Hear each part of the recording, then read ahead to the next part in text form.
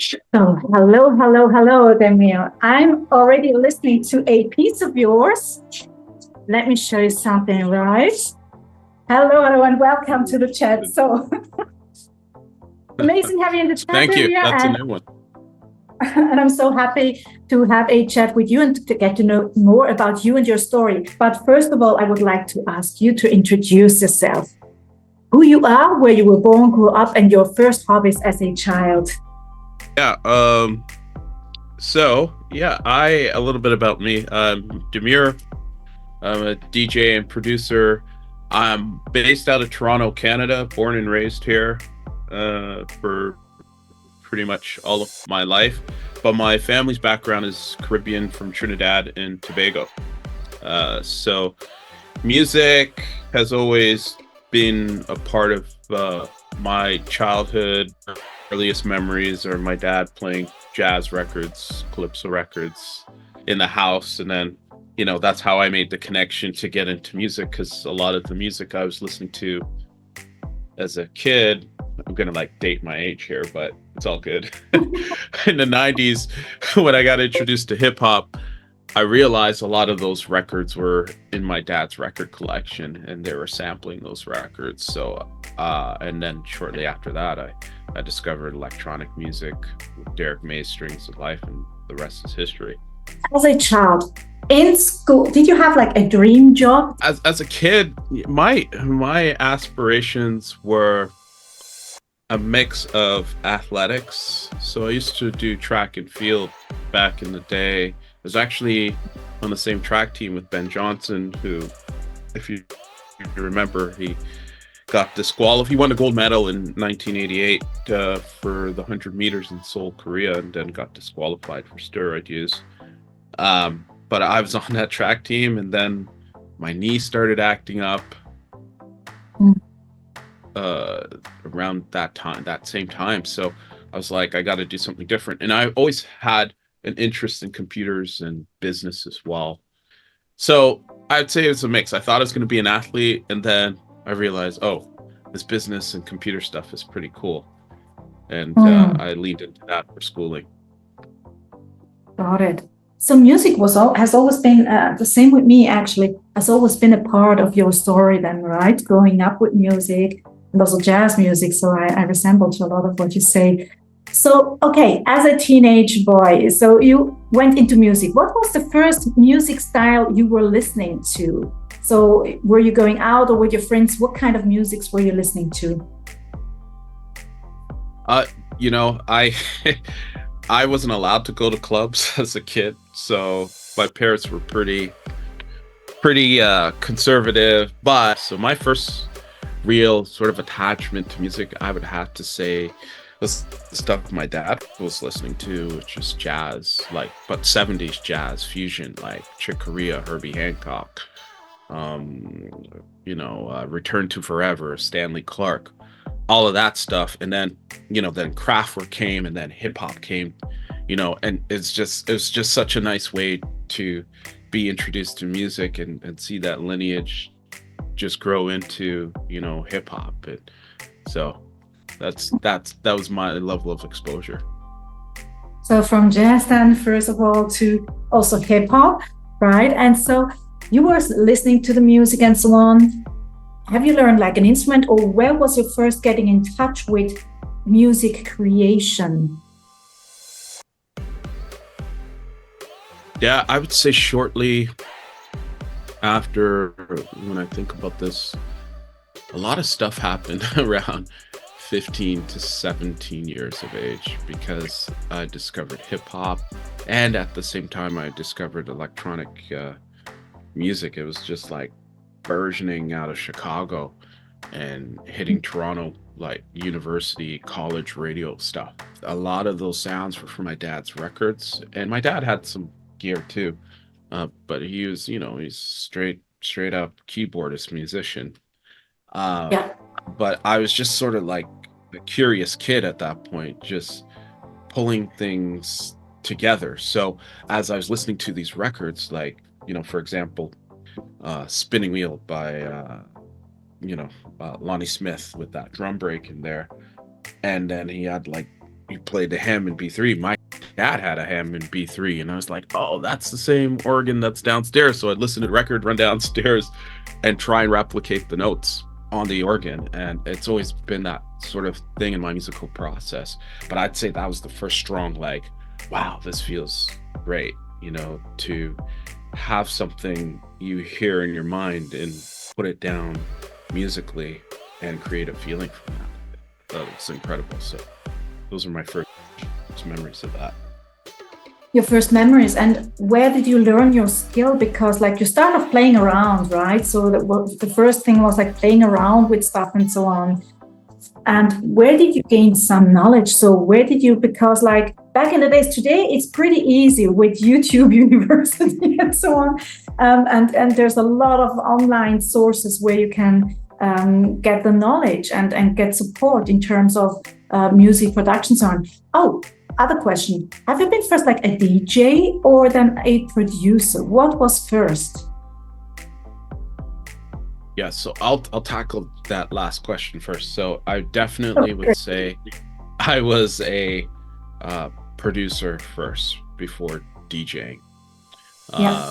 Just because of, you know, I was making those connections musically from my dad's old records to, you know, how do you play that on a Hammond B3 and then record it and stuff. So that definitely, it was production that got me into things. And I'm so sorry. I want to make sure I answer your question properly.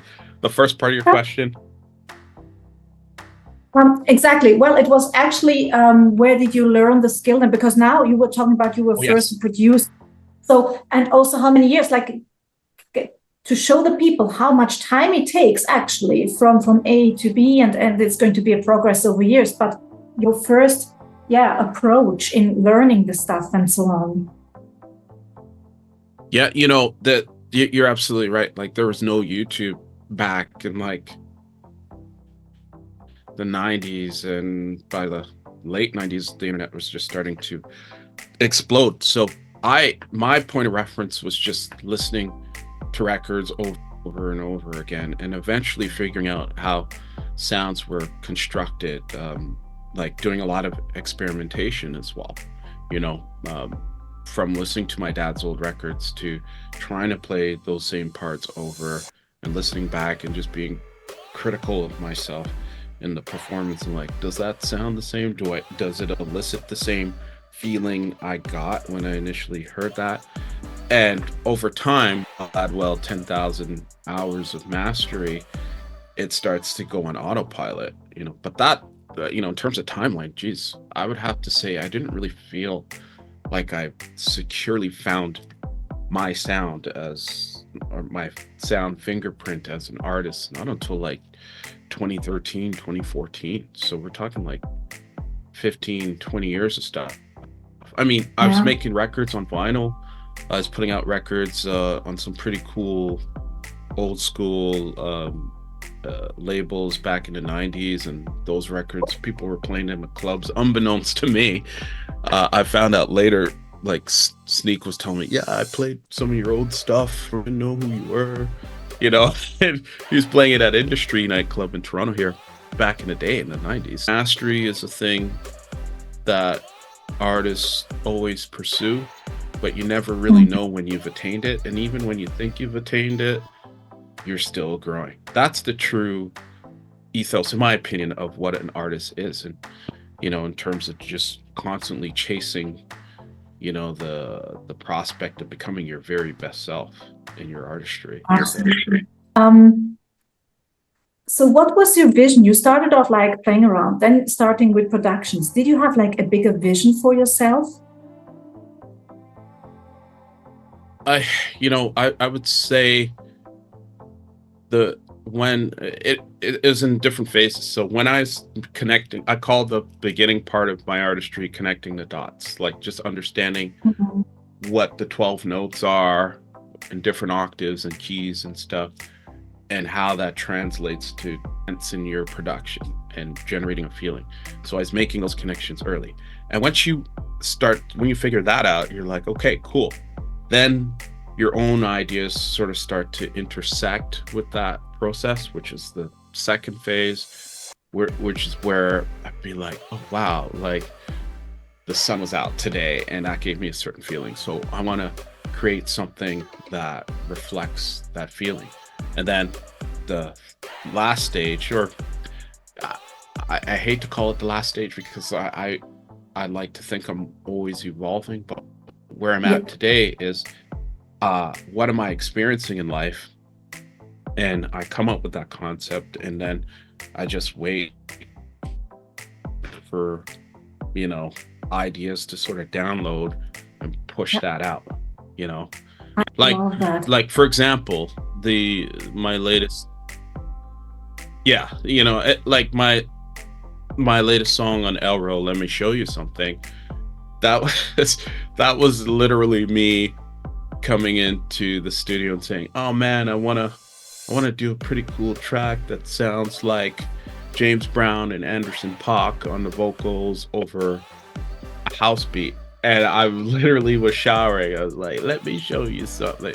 And I was like, cool. So all those voices, I'm doing all those voices. But I love that. you know, that comes with time and investing in your craft. But that's the evolution for me.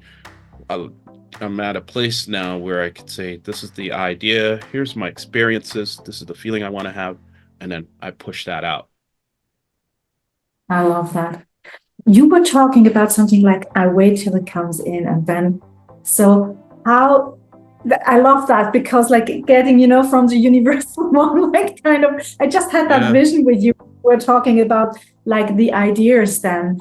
I had like for years problems. I always wanted to produce house because I loved house like since many, many years, but it took me years to be able. I was producing film music every time I tried to produce house music. Film music came out of it, and I never made it until a couple of years ago. And then I finally found out. But with you, like, how do you receive inspiration? And is it in a moment? Are you planning your stuff? Because there are a lot of producers out there. I had like many interviews, and it's so interesting how different people approach their productions. For me, it was like I'm in the mood and I'm getting the vibe, you know, and I'm now heading off to the studio, to my studio. And other people, like, they really plan because they got goals. They got like, I want to be the track source list, blah, blah, blah. And so on. They got goals, they plan it, and then they go ahead and produce. How is it with you? Yeah, my approach is,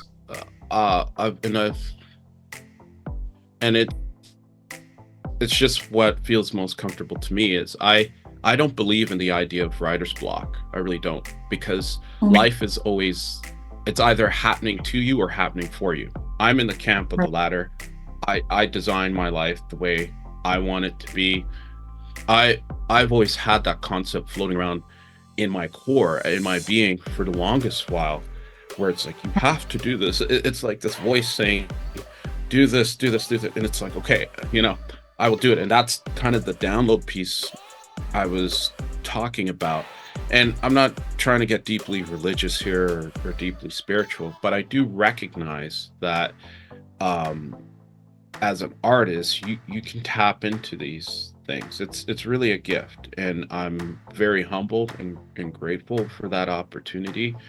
Of all of the things that have happened in my life, that is the greatest inspiration. So when it comes to creativity, it's kind of on autopilot, and somewhat, not at the risk of sounding egotistical, but it's easy because, you know, I'm sitting here with you having this conversation, and there's an exchange of energies and different feelings that I'm getting from that. So I'll probably walk away from this like, oh wow, okay, like, you know, that's inspired me to think a little different on this particular subject. So that's my creative approach. First and foremost, it's life. But I am the type of person, when it comes to, I'd say I'm an intentional creator, in the sense of, not in the egotistical sense of, oh, I want to be, you know, Beatport's #1 artist and I want to be on this chart and that chart.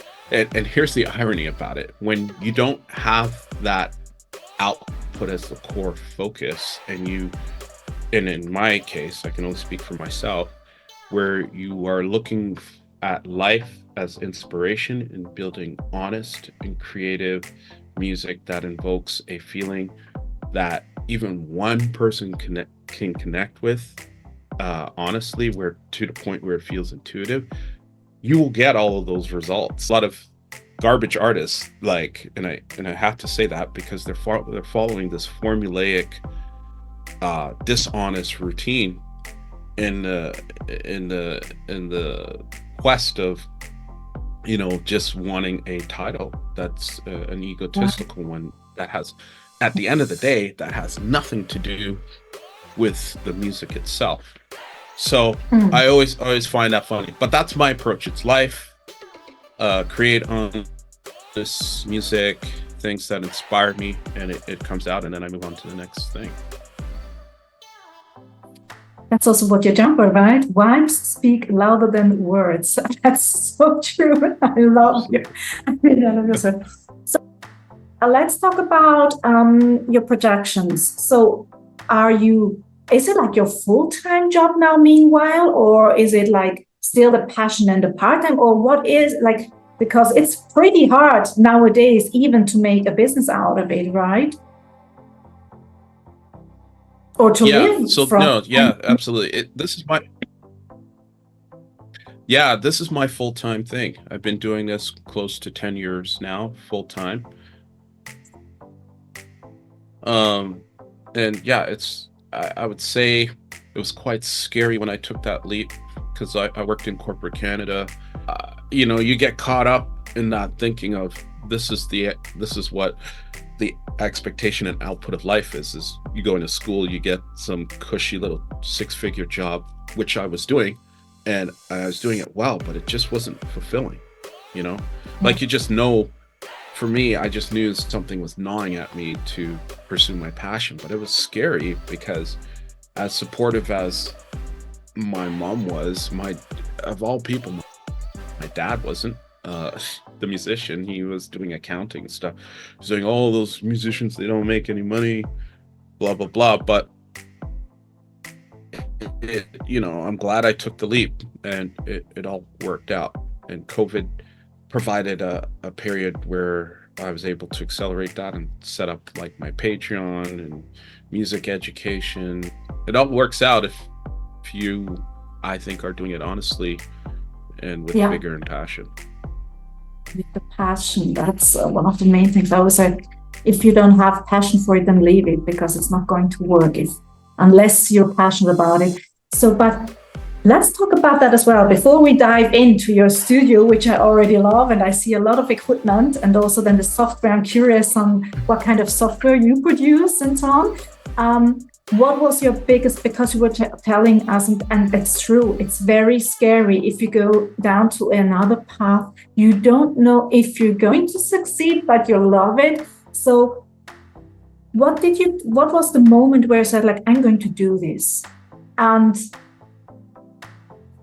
what motivated you to, you know, what was there, like, was it a moment when you said, like, no, now I'm going to do it? Or did you plan it like for a couple of months and so on? What was it? And what was your biggest challenge in life?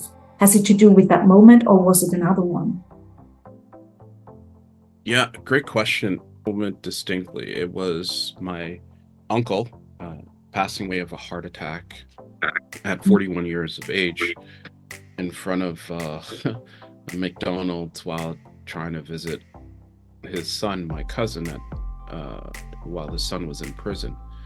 And at that same time, I was in a relationship that was just not serving me well health-wise. Like when he passed away, and I was looking at my own life and saying, you know, am I happy with what I'm doing and with who I am today? And when you have a situation like that where someone so close passes away at such a young age, and you're looking at your own life and saying, like, what am I doing?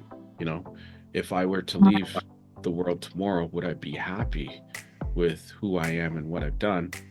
And if your answer is no, you need to start making some changes. So that was the moment for me. And then, so once that seed was planted around, you know, that was, gosh, I think passed away 2001, 2002.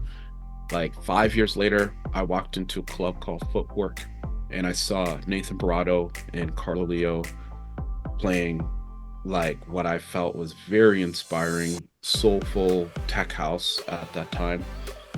And I was like, these guys are Canadian, and that was just it for me. I'm like, okay, if these guys can do it, I can do this, you know. So I would say I had a very loose plan then, but it was very much, you know, I'm reading this book right now called Visions by Dr. Miles Monroe from the Bahamas. And Okay. he said something like, you know, vision is the thing you can see when your eyes, that God shows you when your eyes are closed, you know, whether they're open or closed, something like that. And I was like, whoa, okay. So between those events, I said, okay, I kept saying to myself, all right, I'm gonna be a full-time DJ and producer. You know, I'm not gonna have a concern about money or wealth, because everything I will have will be there in full abundance and prosperity, because it is mine. It's my destiny. So, you know, it all worked out. And so that was like, after seeing those guys and being inspired, just I started buying equipment again and building up my studio. And around 2016, I want to say, that's where I saw an opportunity to exit the job I was in, and the rest is history. Wow, that's great. I love it. You know, and if you don't try it out, and if you don't risk it, you might regret it later on, right? So that's beautiful. And also, like, out of moments of perhaps also grief, you know, and then losing people you love, but also out of that moment, something can bloom. Yeah, great thing. And obviously it worked out for you. So let's look at the studio and look at all. What was your greatest achievement with a piece? Which was your like piece or a single or EP, whatever, where you say like that was my top one for you, not for like track records or whatever, for you? Yeah, I would say there's a song I did called Ode to Chicago. There's two versions. There's the first one, and then there's a part 2 I released on Guest House Music. But the first one, where I felt like, yeah, everything, my sound has come together. It sounds exactly how I want it to sound based on what I was hearing in my mind and the feeling that I wanted to elicit. So definitely it's that track, which I got the masters back during COVID. So I really should put that. I think it's on my Bandcamp. I'm not sure, but definitely that track. The second, a close second to that would be High, Live and Dirty, just because when I moved here, and I actually said, yeah, I'm going to invest and build out a proper studio that I've always wanted built. And I did that on headphones, and I was like, whoa, this song is going to be a floor filler. And that came out in 2019, and people are still playing that record. You know, that's one of the records I'm most known for. And people still play it. So when I made that, I was like, yep, this is a hit for sure. And I mean, that rarely happens. Like, songs I thought would be, oh yeah, this is gonna kill them, this is gonna smash them, it never worked out that way. They liked some other song that I didn't even think about. But first of all, your studio. Show us around and tell us something about your equipment. What has been your first piece of equipment in there? Yeah. Oh, what was the first? I had to look around. Which is the oldest? So I'd have to say, you can barely see it. It's way back here, but this is my ASR 10, the bottom keyboard. And that was, that's from 1992. It's a sampler but you'll be amazed. Like, a lot of producers still use that piece of kit. Kanye uses it. Timberland uses it on a lot of his productions because the sound from it is just really, it's just really amazing in terms of the thickness and analog stuff you get from it. So yeah, that was my first piece of kit. Another one is the MPC, which got stolen, unfortunately, when I was living at my mom's when I was younger.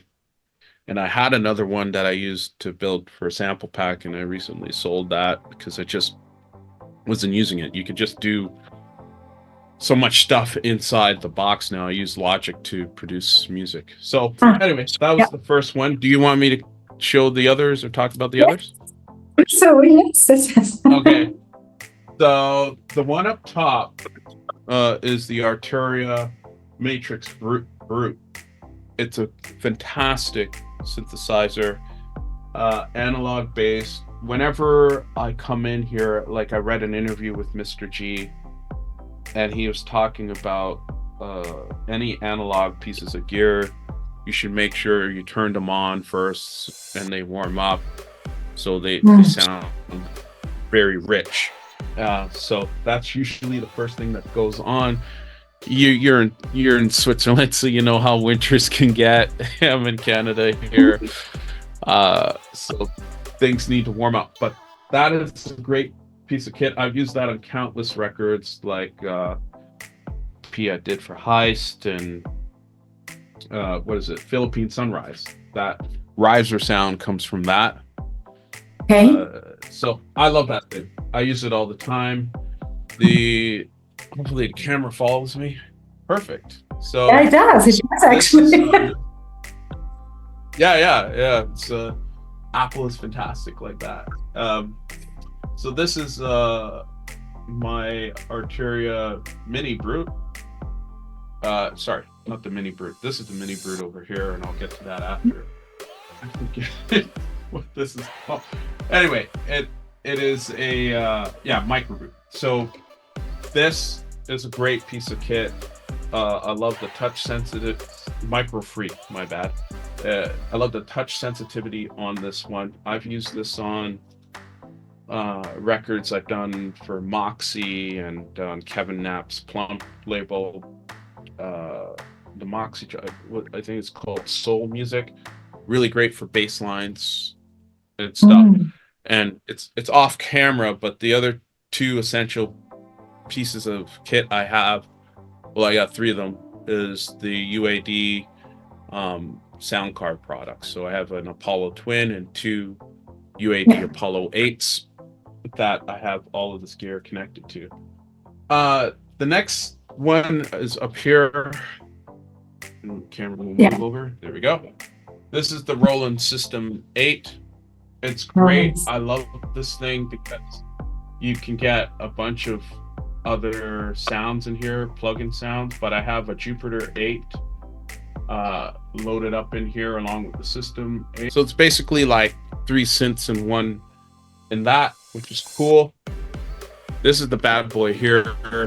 Arturia Mini Brute was another one I picked up shortly after when I said, I'm going to start getting back into music. I use this a lot for like bass lines. I have it running through a preamp, which is behind the camera here. Unfortunately, I can't show you, but it is just, I've used this on countless remixes and jams. Like it's just great for custom bassline sounds. This doesn't get a lot of use. This is the Roland voice transformer. You know, I use it. Don't use it that often, but it's great for 200 or 300 Canadian. You can modify your voice and do some pretty cool things. It's pretty cool. And this big one here, this is just a MIDI keyboard. It's 88 keys. So I have a CDJ 2000 Nexus 2. I like to keep this deck here because I can actually put CDs in it if I wanted to, but this is still in clubs too, so I like to just remain familiar with it and how it works. This is the CDJ 3000. Let me see if it'll pan over. So 3000. This is a DJing V10 mixer. I love this mixer and the creativity you can get from it, as well as with the 3000. Like, they're all linked up, so you know, if you're familiar, you can do key shifting. You can cue records while they're playing off of the same deck because it's linked in through the Ethernet. And here's another 3000 chilling over there. Yeah. You can't see it too well, unfortunately. Yeah, I have a Moog Subsequent 37. Fantastic. I used that on I did a song called Shroom Trippin'. The bass line is from that. I've also used it to remix Mad Stacks on Hot Creations by Shaded. So really great pieces of analog kit. And I have a turntable over here that you can't see. Pioneer is they've been great supporters of me and sharing products with me and stuff. They sent the CDJ 3000, and I got a first. This is my second DJM V10.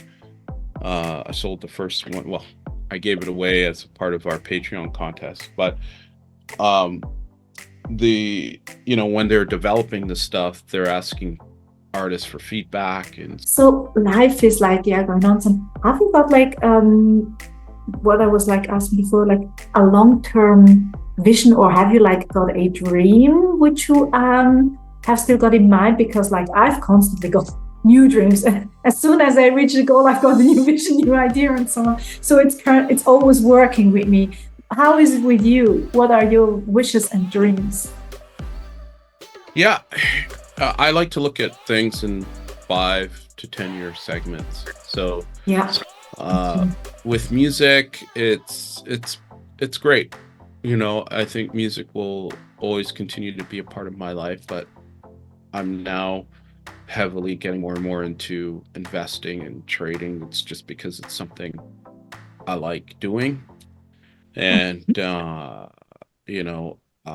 I'm also, when it comes to music, I'm looking at things from an investment perspective. So creating passive income, like through my publishing, and just continuing to get paid for past works. You know, that's where I've been putting a lot of the emphasis on.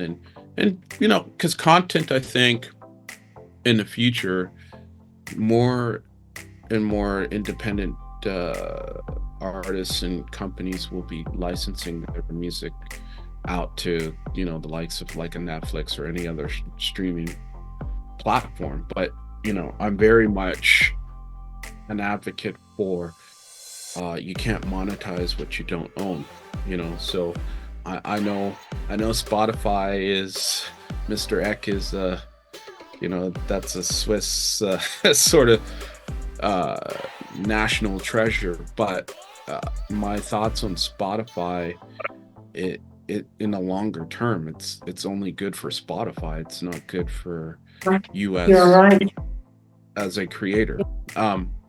So yeah. You know, so aside from my own music, with an investment hat on, I have been buying masters and publishing. That's not necessarily my own, you know, and I'm steadily doing that because that's, you know, there's good profit there. So that's how I've been looking at things over the next 5 to 10 years. I don't see myself getting on a plane, doing gigs because I have to. I'll do it. I want to do those things because it's something that gives me pleasure and joy, but I don't want to have to do it to live, right? So yeah, that's where my focus has been and will continue to be in terms of life post music. As I said, it'll always be in my life, but it'll be under the guise and scope of smart investing and looking for ways to monetize the things that I do own above and beyond my own personal music catalog and my brands of Purveyor Underground, Digital and Limited. So that's my vision right now. I like that. You were talking about smart investing. It's very, very true. And I believe it's also a part of the future that one has to be very smart with what one does and kind of diversify also. Diversification is a topic. And I also like you talking about financial intelligence in terms of trading and so on. I think artists really need to start thinking about this stuff, not necessarily trading in stocks like myself, but they really need to think about, okay, what is the lay of the land? We have things like Spotify and other entities that just don't believe in paying you what you think your music is worth. It just doesn't work that way. It's under this model of music is ubiquitous and everyone should have access to it, which is a nice position in theory, right? But they're actually making it a reality. But the price is that you as the creator are not being adequately compensated for that, no matter how you slice it. Like, I mean, if you could have someone like Snoop Dogg say, I had billions of streams, but only got $40,000 for it, and he is actually financially well off. If he is concerned, like, we should be just as concerned. So you gotta look at other ways to maximize your finances. For sure. It's crazy what happened with the market and the music market, we don't know, over the last 15 years. And it's very true. And also like ownership and so on. And yes, with Spotify, I use it, but I'm not a fan of it because I know exactly that nobody, even I don't earn a dime out of it, So producers don't earn anything. So that's something which one needs to also be concerned in the future. And yes, if you have the passion, yes, do that. Find other ways. I heard something that you also like offer sample packs. Are you also producing like sample packs and so on? Is that also something you do? Or schools, are you offering knowledge and so on? Is that also something you do? Knowledge in terms of music production and so on?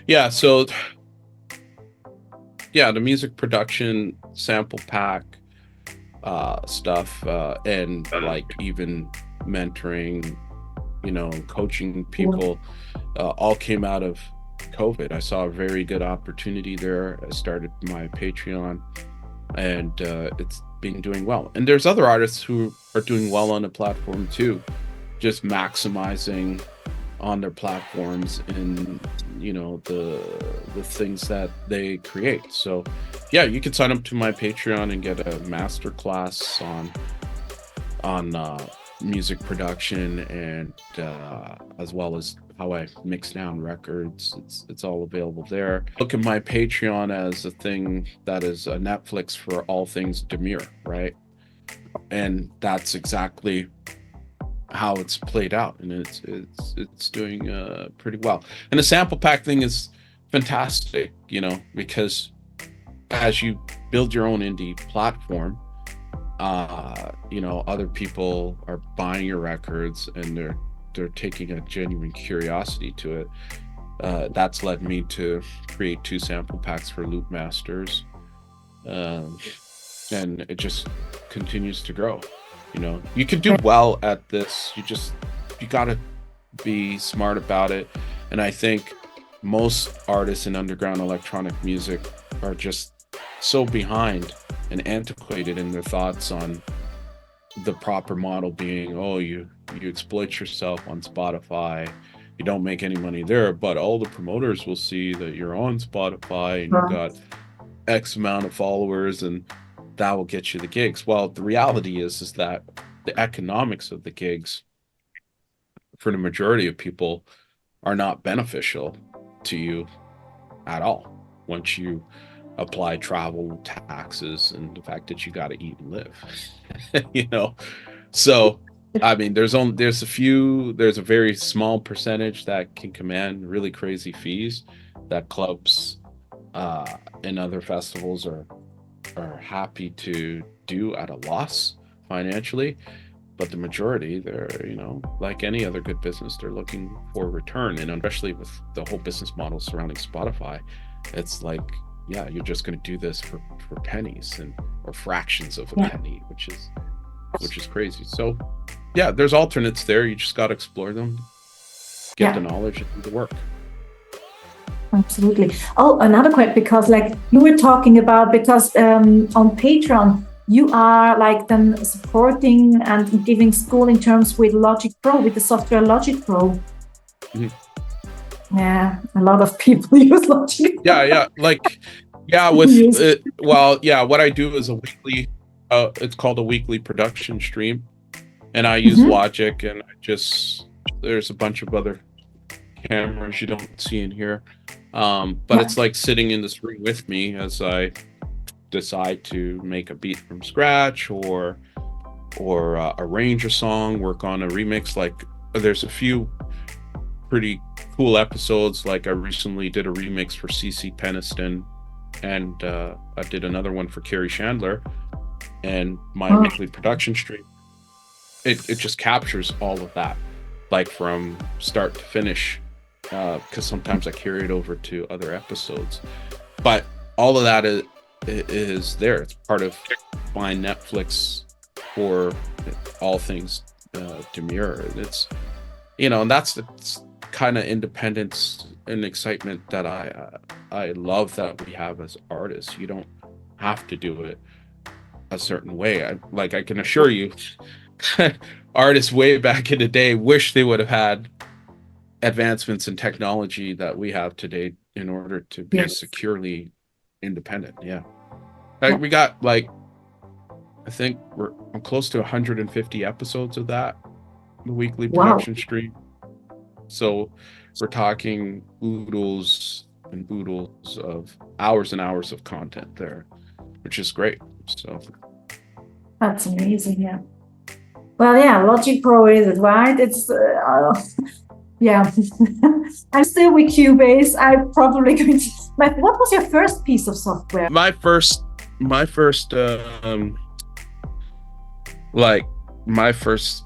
was sequencers, like outboard gear. I used to do MIDI sequencing. It went all into this thing called the Roland VS 1880, which was a digital recorder, and you literally had to dump each of the tracks into the recorder. I think it allowed you up to 16 channels or something. Anyway, that was a very tedious and monotonous process, but I did it back in the day. And then from there I moved into Cubase, which absolutely I loved. And after Cubase, I did Reason for a bit, and I got into Logic, and then out of curiosity I was looking at Ableton, and then I was I have a better connection with Logic. I think Ableton is cool to just get ideas down, but in terms of mixing down and arranging the song, I'm more comfortable in Logic, and I've continued to use it, and I've been using it ever since. So I would consider myself a Logic guy. A Logic guy. Why did you switch? Because Reason, I tried it out once and I never went warm with Reason. But what made you switch from Cubase to Logic Pro? Because I was once, if you're using Cubase, you're always going to stick with it. But it's probably just me. Well, I find that interesting. When I used Cubase, it was very much in the early days, it was 90s stuff, right? And when I then, after 2001, just going through all those life-changing events like divorce and 9/11 happening and the music industry going upside down, I went away from music. So when I came back, I saw Reason, and I gravitated to Reason because it looked like my old studio, where you could see all the racks and stuff, and you could turn it around, move patch chords around. But then Logic showed up, and it was like Cubase for me. you know. So I thought Logic was an all-in-one music solution for me, and I also like the sound of it. Like I think at Cubase at the time when I had it, I had a PC, and at that time when I discovered Logic, Apple, like a lot of professional musicians and engineers are saying, you got to use Apple products. How much are you DJing, still DJing, like gigs and so on? Right. Is that still a main part of your music? Yeah.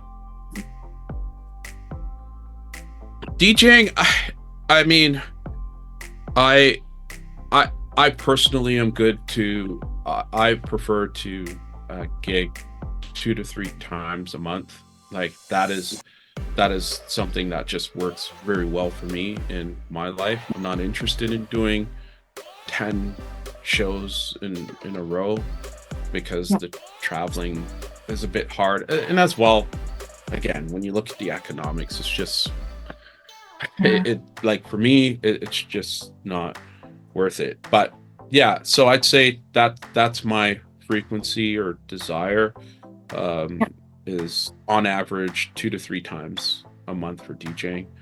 And it's good to DJ, you know, like I think it translates well into, you know, what you do here versus what you do here with your production. It actually goes hand in hand, the two, you know, the art of DJing and production. I think the two lock in nicely and complement each other well. That's so true. I learned with, because I was like producing many years, and then it was kind of an accident being a DJ. It wasn't kind of an accidental thing. And then, but then I learned how much value it gives me DJing in order then to produce better. It helped me such a lot, you know? So yeah, especially with song arrangement, right? Yes, absolutely. I felt like, what have I been producing before hell? Because then I finally kind of realized what kind of work the DJ has in order to be able to play then the pieces and so on. So good learning curve for me. Oh, Barcelona. When are you going to be in Barcelona again? Next time you're in Barcelona, I'm coming to visit you and your place because I love I'll let you know. I'm looking forward to getting back to Europe sometime soon. So we'll see what comes out. I've been pretty much playing North America for the last couple of years. There's something I heard it because like Theta State. I've seen the post of Theta State, and then I saw the post of you, and then I listened to Let Me Show You, and I thought like, whoa, okay, I get the music. I really love it already. I really have to talk with this amazing person. So thank you so much, Demuir, and just keep in touch. Thank you for your time. I appreciate it. This conversation was great. It was amazing. I loved it, and yes. And I'm going to check out the Patreon channel. I'm going to check that out as well. And yes, can't wait to hear more from you. So we'll keep in touch, and I wish you an amazing. Thank you so much. I appreciate it. Thank you. Thank you.